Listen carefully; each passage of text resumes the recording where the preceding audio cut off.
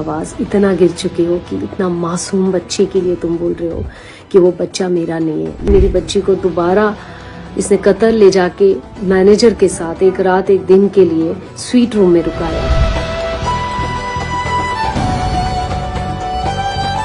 मेरी बच्ची के साथ अब दोबारा कभी नहीं होने दूंगी। सुनो, मैं बच्चा वाई बंद करके करियो तुम्हारा। नहीं, क्यों नहीं करूं मैं? तुम एक बच्चा लेने की बात करो और एक बच्चे को मेरे इस तरीके से घृणा से देख रहे हो।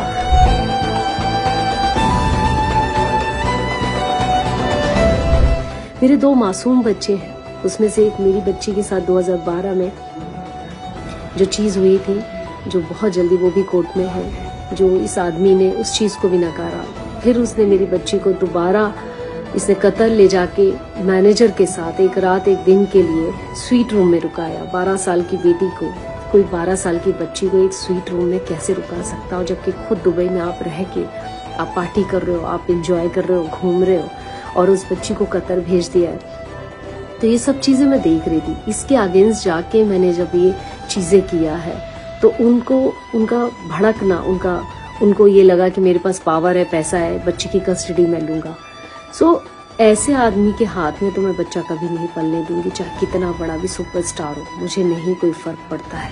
मेरे लिए फर्क पड़ता है कि मेरे बच्चों की परवरिश कैसी हो रही है। चाहे आप मेरे को कितना बदनाम कर लो, बेस्ट प्यारा हिंदुस्तान की रख लो, बेस्ट दोस्त जो आप जैसे लोग हैं जो उनके साथ रह ले, मुझे कोई फर्क नहीं पड़ता किसी के कहने से या किसी के बोलने से।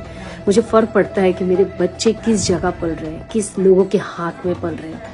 और एक बार हो गया मेरी बच्ची के साथ, अब दोबारा कभी नहीं होने दूंगी मैं ये सब चीजें। और रही बात मेरे बेटे की, तुम तो इतना गिर चुके हो नवाज, इतना गिर चुके हो कि इतना मासूम बच्चे के लिए तुम बोल रहे हो कि वो बच्चा मेरा नहीं है, या तुम लिव इन में थे।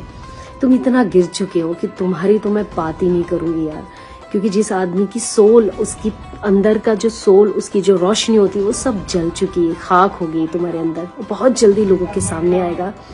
चाहे तुम मुझे कितनी भी PR के थ्रू मुझे बदनाम कर लो या मीडिया के थ्रू जो भी बदनाम कर लो, मेरे पास पैसा नहीं है, पावर नहीं है, इसलिए मैं शायद ये प्लेटफॉर्म यूज करती हूँ। और बहुत जल्दी सच्चाई पता चलेगी आप सबको, क्योंकि जिस तकलीफ से मैं गुजर रही हूँ, ईश्वर किसी को ना गुजरे।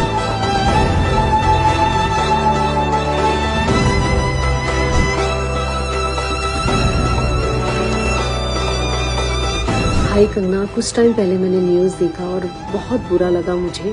इस चीज़ का बुरा नहीं लगा कि आपने मुझे बोला।